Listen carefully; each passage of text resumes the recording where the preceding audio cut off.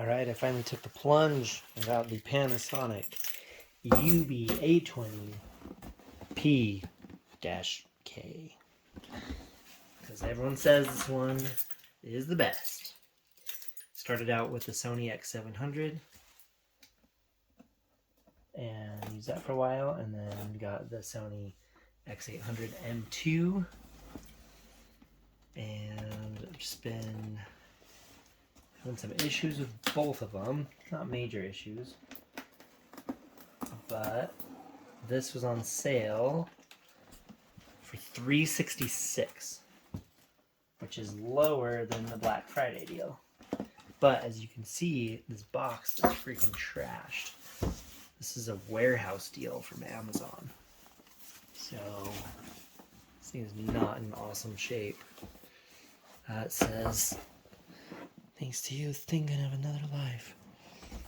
Anyway, so the box, honestly, it feels rattly inside. And I'm wondering if they even packed it well. It said that it doesn't come with a manual. Come on now. So I printed one, the Value Electronics edited version. I printed pages 4 through 44. Oh my gosh. Okay, it does have foam. Okay, cool. I was like, alright, this thing sounds like it's just bouncing around in there, but it's not even in a bag. Okay. That is not ideal. So there it is, inside of a dirty box. It's an expensive thing. And what looks like some... yeah, there's movement there. I mean, the foam is nice. I was not expecting the foam. So, see how it looks. So we got the remote on this side. Is this the right remote? I think it is. I'm going to hang on to this foam because if this... Oh my gosh, all over this front. If this thing's broken, I'm just going to send it back. But it said it works.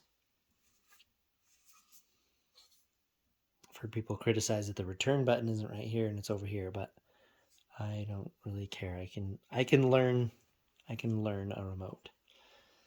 But yeah, the box seemed really rattly. So I don't have a ton of confidence in this thing's functionality. Also, tell me there's a power cord in here. There it is. There you go. Oh, and just some, looks like just some random shrink wrap. That's nice. Oh, this was on top of that. I wonder if that's why it was sitting unevenly. See that? Look at that. Right there. It was sitting underneath this part. So I wonder if that's just why it felt so rattly in there. Okay, cool. That is literally all that's in there. So let's look.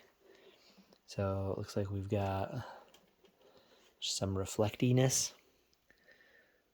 The front looks okay. I mean, there's those stupid packing foam stuff stuck all over. It's pretty heavy.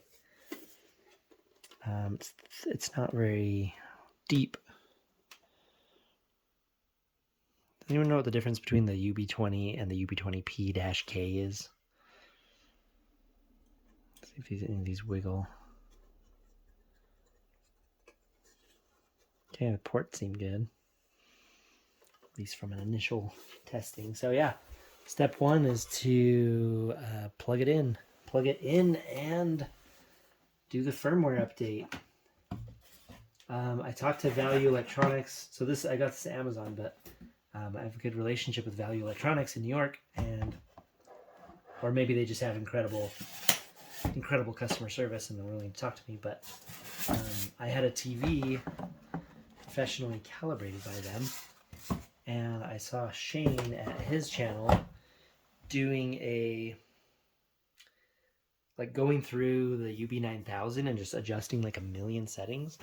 And it actually kind of intimidated me because I thought that maybe my professional calibration would get like undermined by all the zillions of picture settings on this player. So I asked him, and I also asked Robert at Value Electronics, and they both said to essentially just leave the settings the same.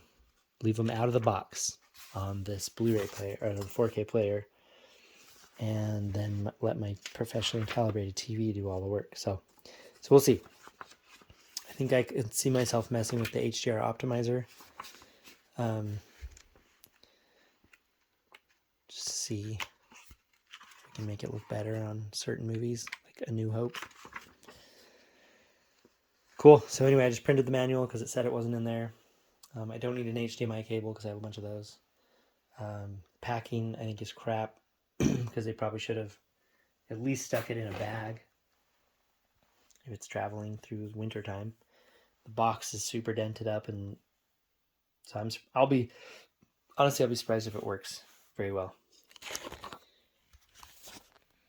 So yeah, if you have an opinion on what settings that I absolutely need to mess with on a professionally calibrated TV, I would love to hear. I know a lot of people have this player, so I would absolutely love to hear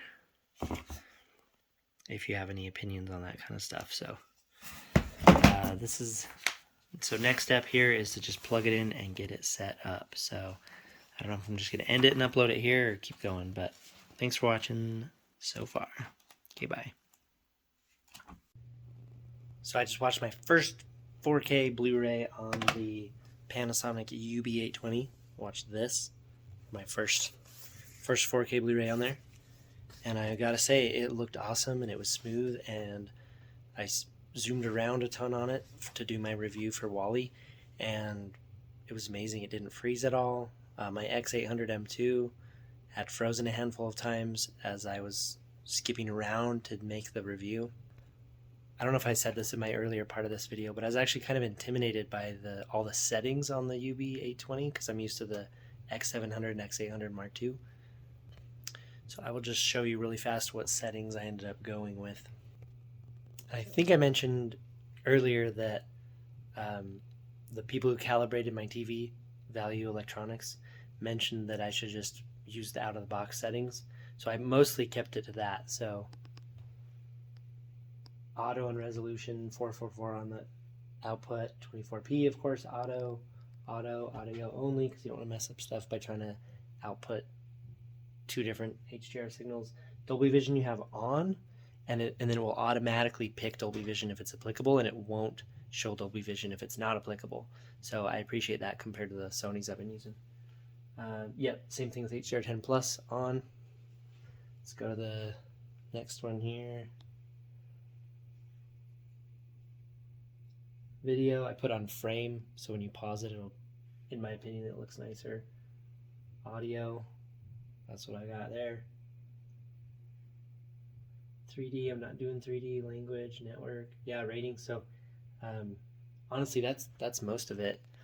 I haven't had a chance to use the HDR thing yet, like on an HDR10 movie. I really want to put in A New Hope on 4K because I thought that movie was way too dark. So I want to try it in this player with the HDR optimizer and see if I can get it cleaned up, because Dolby Vision movies usually look good and appropriately light balanced, but HDR10 A New Hope did not look good. So anyway, I have watched a movie and I've been through and messed in the settings, and I really like it. So this is kind of my unboxing / first impressions of the UB820. So thanks for watching, and I would love to hear anyone that has this player, any tips to use it better or anything at all about their experience with it. So thanks for watching, and thanks for all the recommendations from everybody for this player. Okay, bye.